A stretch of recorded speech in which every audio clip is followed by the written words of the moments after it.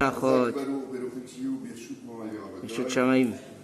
continue dans les lois de Rochen Mishpat, c'est-à-dire les lois de dommages, et nos sages enseignent que la nature de l'homme est de commettre constamment des dommages.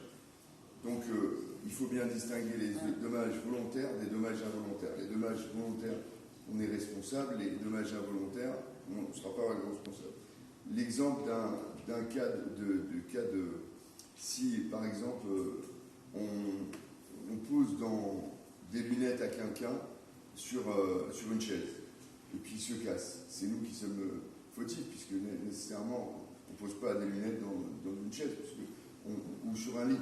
Prenons un autre exemple, on pose des lunettes sur un lit, et quelqu'un dort. Bon, effectivement, quand il dort, il n'a pas conscience, donc il peut les écraser. Et là, par contre, la personne qui a fait ce geste n'est pas non plus responsable.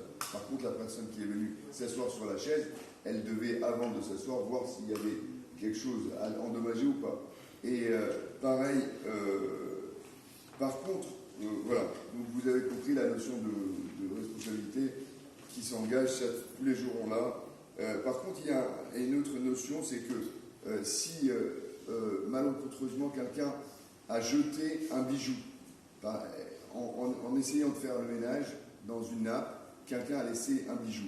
Et la personne est venue, elle a secoué, et la personne, 2 jours après, ou 1 heure après, ou 3 heures après, quand les poubelles sont passées, elle se pose la question où est son bijou.